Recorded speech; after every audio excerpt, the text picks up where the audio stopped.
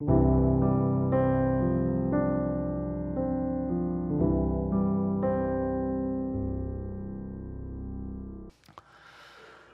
하나님, 새 일을 행하시는 하나님이십니다. 태초에 아무것도 없던 곳에서 이 세상을 이렇게 아름답게 지으신 일, 새 일이셨습니다. 인류의 타락으로 소망이 없어진 세상에 구원의 희망을 주신 것도 새 일이셨습니다. 2000년 전에 육신을 입고 이 세상에 오셔서 우리의 죄를 십자가에서 구속하시고, 또 전에 아무 곳에서도 없었던 그 부활 대사건으로 우리도 영생을 할 수 있다는 소망 주신 것도 새 일이셨습니다. 그리고 2023년 7월 오늘 주일에도 주님께서 새 일을 행하고 계십니다. 세상에서도 새 일을 이야기하는 때가 있습니다. 지금서 그렇게 반갑지 않은, 그리고 지나간 단어가 되어버립니다마는 2020년에 코로나가 닥쳤을 때 이제는 세상이 변할 거다. 뉴 노멀이다. 사실 별로 반갑지 않은 말씀이었고요. 더 힘든 것은 그럼 뉴 노멀이 뭐냐? 아무것도 사실 분명하게 설명해 준 사람이 없었습니다. 하나 분명한 것은 너무 세상이 달라질 것이라는 그런 불안함이 있었을 뿐이죠. 1947년에 지금부터 70년 전에 쓰여진 책이 하나 있습니다. 노벨 문학상을 받은 알베르트 까뮈라는 사람이 쓴 패스트라는 책인데요. 이 코로나와 함께 평소보다 40배가 팔렸다는 보고를 신문에서 본 적이 있습니다.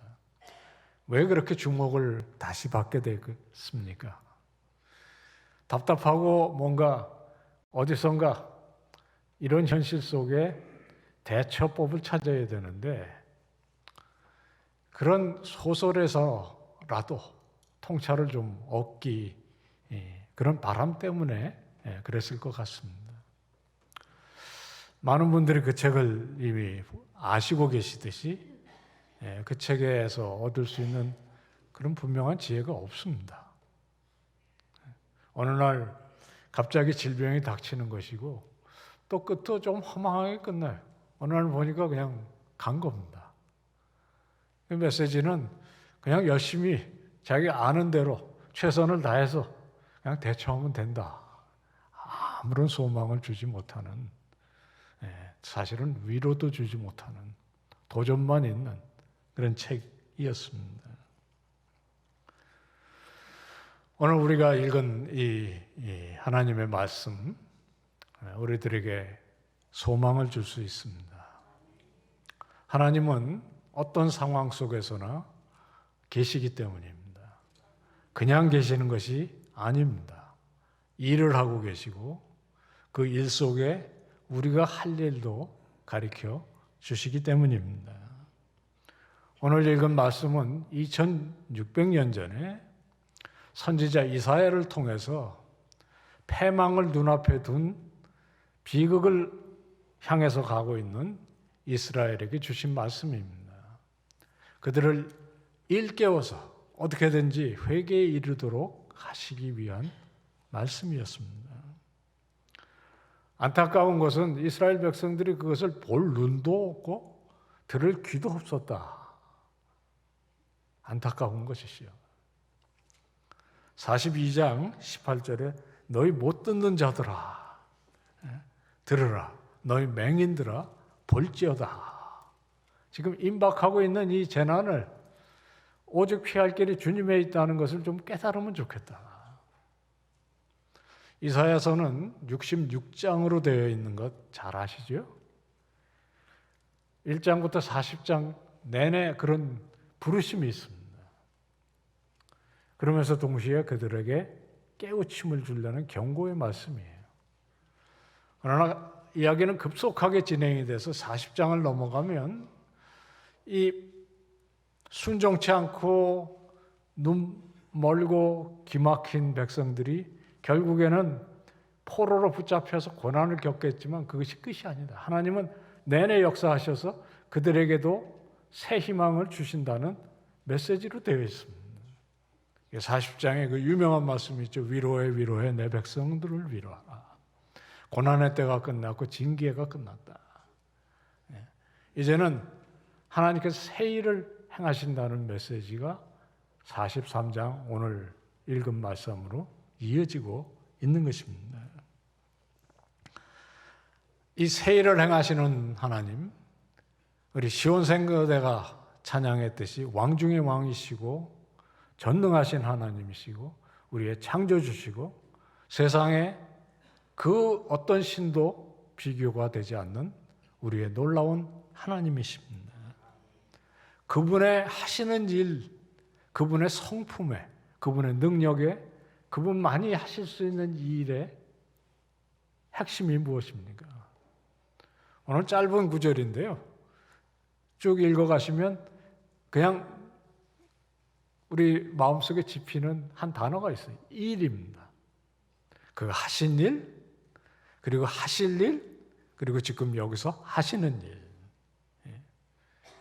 그 메시지만 잘 붙잡아도 오늘 본문이 주시는 하나님의 말씀의 능력을 우리들이 쫓아갈 수 있는 것 같아요. 그 일의 핵심에 두 단어가 있습니다. 길, 강입니다. 사막에 길을 내시겠다. 광야에 길을 내시겠다. 그리고 그 사막에 강이 흐르게 하신다. 길하고 강, 세상에서 그것을 인위적으로 하려면 가장 큰 공사입니다. 사실 국가만이 할 수 있는 일입니다. 그리고 길이 열리면 세상이 달라집니다. 제가 어렸을 때 한강 내려다보는 곳에서 살았는데요. 어느 날 갑자기 다리가 놓이더니 강남이라는 신도시가 생겼어요. 여러분들은 안 그러시겠지만 서울 사람 다 거기 살고 싶어 하지 않나요? 아니신 모양이네요. 은평구 훨씬 좋은 것 같아요. 북악산도 있고 뭐. 그 강남이라는 신도시를 관통하는 경부 고속도로가 열리니까 한반도가 완전히 변해버렸습니다. 전국이 일일 생활권이 되고, 그리고 사실 그 길을 따라서 대한민국 경제가 완전히 달라지기 시작했습니다. 이 길은 세상을 바꿉니다. 그리고 새 시대를 여는 것입니다. 그래서 이 말씀을 우리들이 주목하게 되는 겁니다. 광야에 길을 내신다. 광야는 사람이 살 수 없는 곳입니다. 버려진 땅이죠. 그곳에 왜 길을 내겠습니까? 오늘 본문의 끝에 보면 택하신 백성, 하나님께서 그 길을 따라서 인도하시기 위해서 길을 내시는 거예요. 이 길을 내려면 누군가 앞서가면서 그 길을 열어야 합니다. 하나님이 그 일을 하시는 것입니다. 역사 내내 그렇게 하셨습니다. 이사야 훨씬 이전에도 하나님은 그 일을 하셨습니다. 그게 16절과 17절에 나오는 대사건입니다. 출애굽입니다. 이스라엘 백성이 애굽에서 노예 생활을 하고 있을 때 그들을 해방시키셔서 홍해를 마른 땅같이 건너게 하시고 시내 광야를 통과하시는 길을 여셨습니다. 굉장한 사건이죠. 사실 구약 성경의 가장 중심에 있는 사건이고요. 잊어버리면 안 되는 것입니다. 그래서 구약 성경에 내내 그 일을 기억하라는 말씀이 있어요. 시편 찬송의 가장 중요한 사건은 출애굽 사건에 대한 찬양입니다. 뿐만 아니라 이스라엘의 모든 절기는 그것을 기억하게 되어 있습니다. 대표적인 절기가 초막절, 유월절입니다. 그리고 신명기, 그 사건을 기억하기 위한 책입니다. 여러분, 신명기의 신자가 무슨 신자인지 아시죠? 어떤 분이 그 귀신 신자라고, 그거 아닙니다. 다시 신자입니다. 우신이라고 불러요. 왜 다시입니까? 출애굽기 5장에 나온 십계명을 비롯한 하나님의 명령이 다음 세대에 기억되기 위해서 다시금 한 겁니다. 지금 사실 우리 아래층에서 주일학교, 여름성경학교 그거 하고 있는 겁니다. 다시 기억하게. 그리고 우리만이 아니라 다음 세대가 기억하게 하기 위해서. 뭘 기억합니까? 하신 하나님의 일입니다.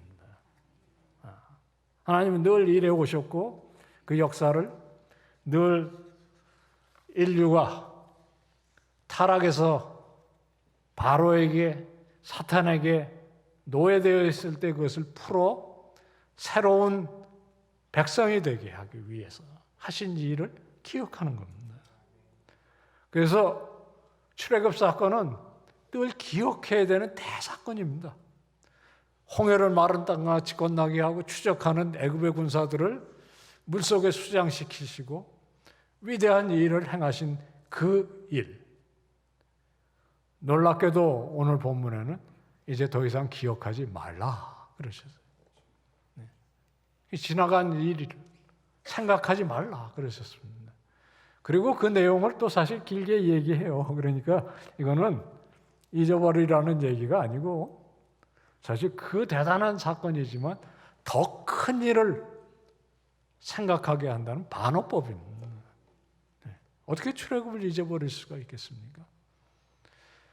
출애굽이 보여주는 대사건은 장차 예수 그리스도가 십자가에서 무슨 일을 하실지를 예표하는 사건인데 그것을 기억하지 않아도 좋을 만큼 새 일을 지금 하시겠다는 선포의 서공인 것입니다. 길을 내시고 강을 내시는, 특별히 출애굽 사건보다 더 큰 일을 생각하게 하는 그 힌트가 강에 있습니다. 놀라운 차이입니다. 출애굽 때에 광야길에 집어들면서 가장 어려웠던 일은 물이 없어서 목마르는 것이었습니다. 하나님께서 때때로는 샘을 단물로 변하게도 하시고 반석을 두들겨서 샘이 터지게도 하셨습니다. 샘, 여러분들이 잘 아시죠? 쫄쫄쫄쫄 흐릅니다. 뭐 많은 물이 나온다 해도 그래서 오아시스가 된다 해도 그것은 제한적인 것입니다. 강은 다릅니다.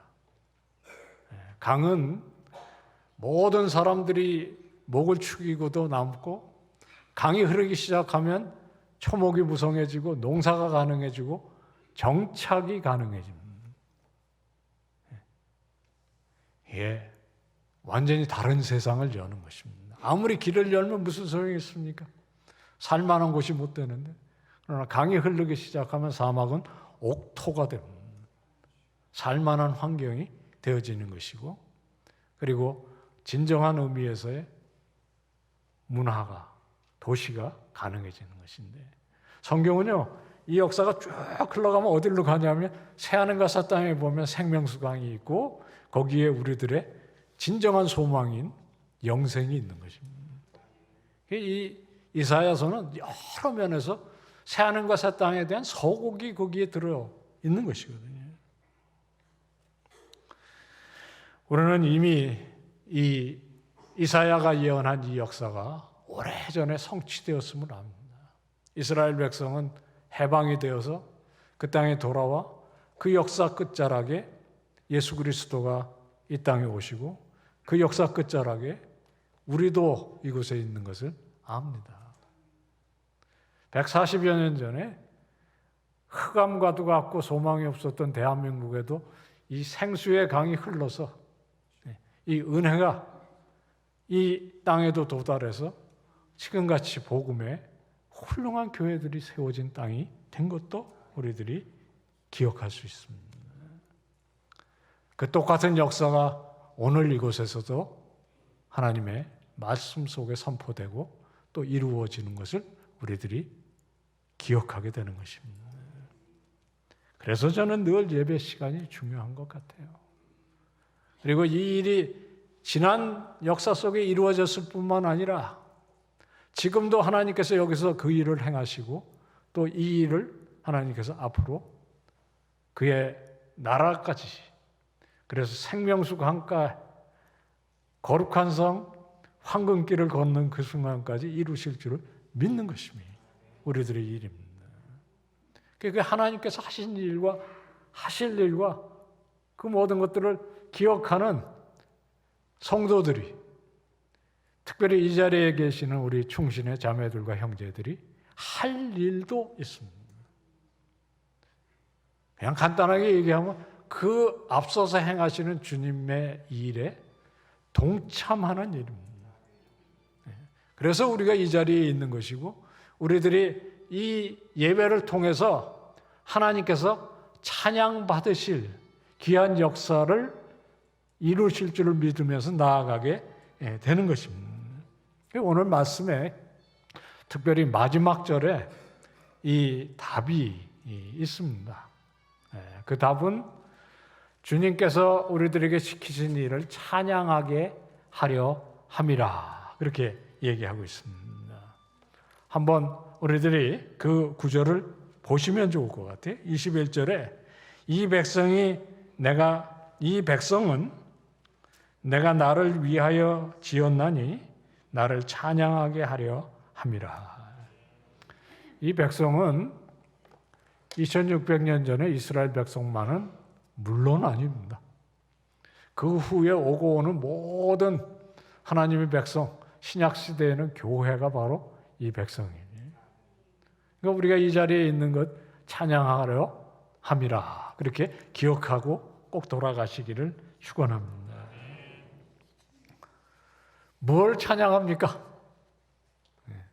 찬양의 내용이 훨씬 더 중요한 거죠. 우리가 성가대가 찬양하면 가사까지 띄워주니까 잘 보시면서 아멘 하세요. 끝에 가면 아멘이 저절 터져 나올 수 있도록 하시고, 우리가 부르는 찬송 한 구절 한 구절마다 뭔가 마음을 담아서 찬양하는 거 중요한데요. 더 중요한 것은 우리들의 늘 듣고 읽고 하는 이 말씀의 내용을 기억하는 것입니다. 그래서 예배의 중심에 하나님 말씀 선포가 있는 것이라고 생각합니다. 그리고 말씀 선포의 핵심에는 하나님의 하신 일, 하실 일, 그리고 우리가 해야 되는 일, 새 일입니다. 그게 옛날에 구태의연한 얘기, 재미없는 얘기, 다 지나간 얘기, 그런 게 아니라는 거예요. 새 일. 여러분, 새 일, 그러니까 조금 생소하시죠? 아니세요? 그냥 협조 안 하시는 거죠? 새 일, 우리가 익숙한 말은 뭐냐면 뉴스입니다. 뉴스. 뉴스 다들 좋아하시고, 그리고 늘 따라가려고 하고, 아침마다 제일 먼저 찾는 게 뉴스 아니에요? 지금도 혹시 검색하고 계세요? 제가 학생 중에 제일 싫어하는 부류가 뭐냐면 첫 번째 주무시는 분이고, 그보다 더 미운 사람은 검색하는, 제 얘기가 맞나 틀리나 앉아서 이래.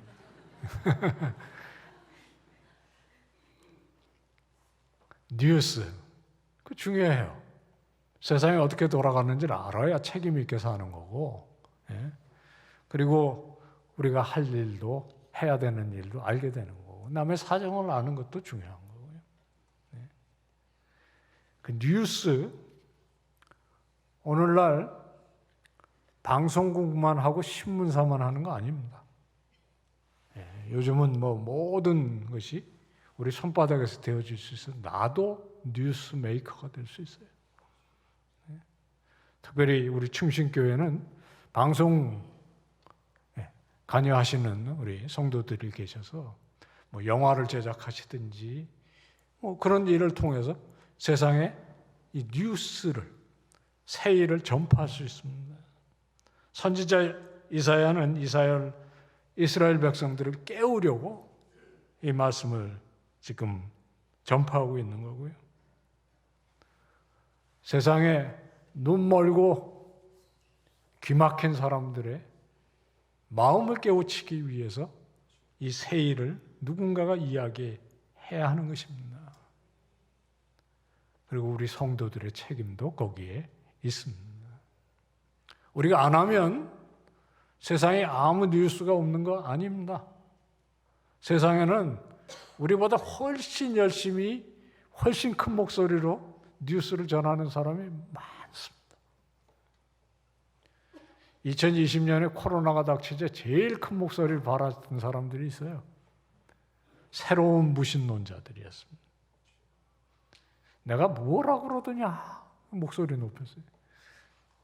하나님이 어디 계시냐? 있으면 뭐 하고 계시냐? 코로나 세상 속에 하나님은 뭘 하고 계시냐? 책도 나오고요. 신문 기사들도 열심히 쓰고요. 방송에도 나오고요. 그중에 제일 잘 알려진 옥스퍼드의 리처드 도킨스라는 사람이 있어요. 새로운 무신론자 리더예요. 그분이 그렇게 썼어요. 우주는 설계도 목적도 악도 선도 없고 그냥 맹목적이고 무관심한 냉혹한 무관심만 있다. 신은 망상이다. 그렇게 썼습니다. 그리고 뭐라고 그러냐면 그래야 속이 편하다 그랬어요. 그냥 세상은 우연투성이고 그냥 우연히 벌어지는 이 질병은 그냥 당하는 것이다. 이 사람은 인도양에서 쓰나미가 덮쳐가지고 수십만이 죽었을 때도 그 비슷한 논리를 폈어요. IT에서 지진이 났을 때도 비슷한 얘기. 그러니까 무신론이 답이다. 하나님이 없으면 그냥 세상이 그렇지 뭐 그럴 수 있다는 거예요. 이 얘기를 듣다 옆에 같은 캠퍼스에 같은 대학교에 레녹스라는 분이 아주 짧은 책 속에 그런 얘기를 했어요. 참 안타깝다. 하나님이 없으면 문제가 사라지는 게 아니고 답이 사라진다. 우리들에게 주어질 수 있는 유일한 답이 사라진다. 사실 세상의 악의 문제는 속 시원하게 답할 수 있는 사람 아무도 없습니다. 사실 우리 그리스도인들도 왜 이런 일이 벌어지는지 답할 수 없는 일이 많아요. 무슨 쓰나미가 지진이 아니라 지난 주일만 해도 거의 20여 명이 왜 그런 일을 당했는지 우리 가까이 그런 일이 벌어지면 우리가 사실 답변하기가 어렵습니다. 그냥 옆에 친구처럼 같이 앉아서 울 뿐이죠. 그러나 우리가 하나 아는 것은 하나님께서 이 세상을 아름답게 지으셨고 깨어져서 타락하고 때로는 홍수 같은 그리고 질병이 겹치는 일이 있어도 하나님은 그 속에서 당신의 역사를 이루신다는 거예요. 그리고 이미 우리의 모든 짐을 십자가에서 지셨다는 것을 알고요. 그리고 마지막 날에는 온전히 이 세상을 새롭게 하시는 그 일 늘 하고 계신다. 여러분이나 제가 사실 이 나이 먹도록 80년이 80년, 70년이 70년 우리 인생의 고비마다 늘 경험했던 일 아닙니까? 우리에게 왜 찬양의 제목이 없습니까? 우리의 찬양은 그냥 이 충신교회당에서 예배 시간에만 그치는 것이 아닙니다. 우리들의 삶이 뉴스고 우리들의 일거수일투족 언행심사가 이 세상에서는 설명할 수 없는 일들을 우리 왕 중의 왕이시고 창조주이시고 세상의 생사화복을 주장하시는 그분이 하시는 일이라는 것을 우리들의 말과 삶을 통해서 보여줄 수 있어야 하지 않겠습니까? 그것이 우리가 이 아침에 여기에 나온 이유가 아니겠습니까? 하나님께서 여러분들을 이 자리로 불러 모으신 이유가 그것이 아니시겠습니까? 사실 한국교회가 이 일을 충신교회같이 이렇게 잘 할 수 있으면 얼마나 좋을까, 그런 생각을 다시 한번 합니다. 왜냐하면 우리가 코로나를 지나면서 별로 잘하지 못한 것 같거든요. 놀라운 것은요, 기독교 2000년 역사를 살펴보면 우리보다 훨씬 어려운 상황 속에서도 이 믿음을 가지고 잘 견디고 잘 증거했던 공동체들이 있습니다. 사실 그분들이 있었기 때문에 지금 우리가 여기 있는 거고요. 제가 아까 책에 대한 얘기를 통해서 설교를 시작했습니다. 또 다른 책에 대한 얘기를 좀 할까 싶어요. 이 책은 1996년에 쓰여진 책입니다. 연대가 중요한 게요, 이게 코로나가 닥치기 전에 쓰여진 책이라는 거거든요. 이 책은 기독교의 발흥이라는 책인데 신학자가 아니고 사회학자가 썼어요. 이 사람은 평소에도 가장 궁금한 질문이 어떻게 로마의 중심이 아닌 저 유대 땅 변방에 30세 처형당했던 그 사람의 10명 남짓한 그 제자의 그룹들이 어떻게 300년 사이에 로마 제국 전체에 퍼지고, 그리고 황제들조차 이 기독교에 같이 갔어야 내 정권이 유지가 되겠다고 생각을 하는 그런 종교가 되었냐. 그게 궁금증이었어요. 물론 하나님께서 하신 일이고 하나님의 역사다, 신학은 되게 그렇게 설명해요. 근데 이 사람은 사회학자니까 그거 갖고 만족하지 못하는 거예요. 그래서 그 외에도 사회과학적으로 설명할 수 있는 이유를 찾습니다. 여러 가지를 찾아서 이렇게 두꺼운 책을 냈어요. 여러분들 읽으라는 책은 아닙니다. 읽으시면 좋습니다. 여러 가지 사항들을 깨우쳐 주는데 그 중에 이분이 안타깝게 생각한 건 신학자들 책을 읽어보면 아쉽게도 중요한 기독교 부흥의 원인 하나를 놓치고 있다 그랬어요. 그게 뭐냐면 역병이었습니다. 예수 그리스도와 교회가 핍박을 벗어나서 로마 제국의 국교가 된 그 사이에 무슨 일들이 있었냐면 역병이 적어도 4차례 내지 3차례가 분명히 지나갔다는 기록이 있어요. 그리고 어떤 역병은 로마 제국의 4분의 1을 죽입니다. 안토니우스 역병이라는 것도 있었고요. 천연두로 추정되는 165년의 역병은 로마 병영에서 시작해서 황제가 사시는 그 역병에 죽습니다.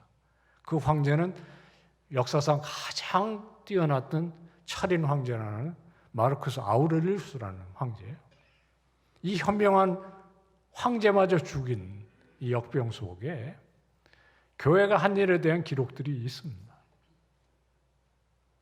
가장 눈에 띄는 것은 교회가 있는 도시들은 다른 도시보다 생존율이 현격하게 다르다는 것을 주목하지 않을 수가 없었어요. 역병이 지나가면 그 공동체의 생존율 때문에 교회가 늘어날 뿐만 아니라 왜 그런지를 사람들이 보게 되고 놀라서 교회에 감동을 받고 그것이 전도의 기초가 되기도 했다는 그런 이야기입니다. 이 공동체의 특징이 뭐냐 하면 도망을 안 가요. 그 당시엔 의사부터 도망갑니다. 그런 기록도 있어요. 이 역병이 닥쳤기 때문에 나는 의사로서 너무너무 잘하니까 내가 할 수 있는 일을 한다. 난 도망간다. 그렇게 남긴 기록도 있어요.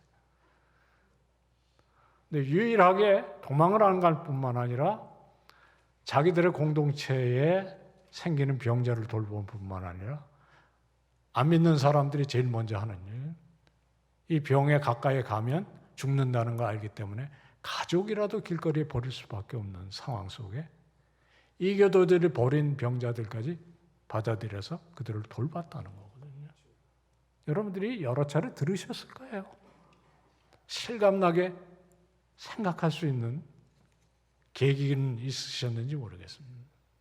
저는 몇 년 전에 뭐 여러 가지 하면서 이 책을 여러 번 읽었는데요. 보고 또 봐도 정말 부끄럽기 그지없는 기록이었습니다. 어떻게 도망가기 바쁜 그런 와중에 예수 안 믿는 사람들, 이교도들이 버린 사람들까지 돌봤냐. 돌보면 무슨 일이 생깁니까? 돌보면요, 생존율이 높아지죠. 여러분, 오늘같이 비 오는 날 코로나 걸린 사람 길거리에다가 갖다 내버리면 아마 하루는 못 버틸 거예요. 그러나 집에 불러들여서 뭐 체온을 유지하게 하고 물이라도 주면 상식적으로 3배, 4배 생존율이 올라가는 건데 그게 수치로 그대로 나타나는 겁니다. 그리고 이 역병이 지나가면 그것들을 본 사람들이 교회를 다르게 보게 된다는 거예요. 제가 긴 얘기를 드리지 않아도 될 것 같아요. 교회는 사실 그런 일을 통해서 하나님을 찬양하기 위해 주신 모임이 아니겠습니까? 참 안타까운 거는 이게 1996년에 쓰여진 책인데, 그리고 상당히 주목을 받아야 되는 책인데 서구 사회에서조차 이 책을 주목한 사람이 없었다는 거예요. 뒤늦게 코로나가 세상을 휩쓸기 시작한 게 서양 교회들이 이 새삼스럽게 주목을 하기 시작하고 우리들에게 큰 교훈이 된 책이죠.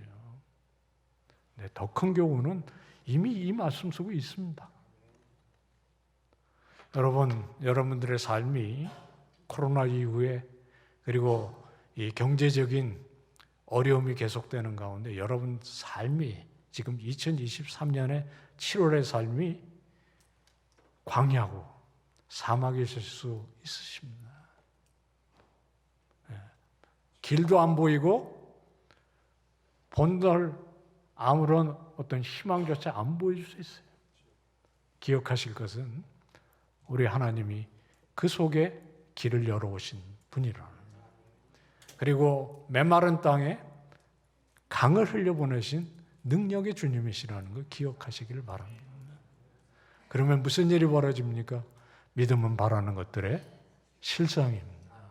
보이지 않는 것들의 증거입니다. 이미 여러분들이 20년, 30년, 40년, 50년, 60년, 70년, 80년을 사시면서 그 일을 수차례 경험하시지 않았습니까? 지금 여러분 삶 앞에 이 씨름하는 이 씨름도 그 믿음과 그 소망을 가지고 역사하며 앞서가시는 주님을 따라 뚫고 나가시고 그리고 생기신 간증을 가지고 주님을 찬양하는 여러분들의 평생이 되시기를 축원합니다. 주님, 우리들에게 은혜 주셔서 지금 저희들이 이 자리에 주님의 하신 일을 찬양하며 하실 일을 기대하며 주님께서 하시는 일에 헌신하기 위하여 머리를 숙입니다. 주여 믿음 주옵소서, 우리들에게 소망 주옵소서, 능력에 복으로 함께해 주실 줄을 믿습니다. 예수님의 이름으로 간구하옵나이다.